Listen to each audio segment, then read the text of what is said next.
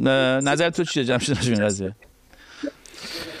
در مورد چه حمله؟ نه در مورد حمله ایران. الان مثلا یک بالاخره در این که اسرائیل قراره که جواب حمله ایران رو بده اجتناب ناپذیره. خب بعد اینکه حالا این هدف ها کجاست؟ آیا این هدف ها کجا باشه؟ نه ببین، مشکل ما جمهوری اسلامی، مشکل ما اسرائیل و نتانیاهو که نیست. خب مردم ایران خودشون میان پیشنهاد میکنن به نتانیاهو که آقا بیا اینجا رو بزن اونجا رو بزن. بله.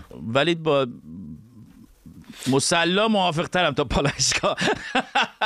حقیقتش یعنی پالایشگاه رو اگه بالاخره که اسرائیل باید یه جایی میخواد بزنه دیگه، ها حالا باز مسلا هم بهتر از دانشگاه تهران. آره دانشگاه حیفه. به هر حال تردیدی در این نیست که اگه مثلا یه همچین جمعی رو هدف قرار بده، خب هزینه‌اش و آسیبش برای مملکت و نسل‌های فعلی و آیتی ایران خیلی کمتره تا مثلا نیروگاه‌ها رو بزنن، تأسیسات نفتی رو بزنن اینها.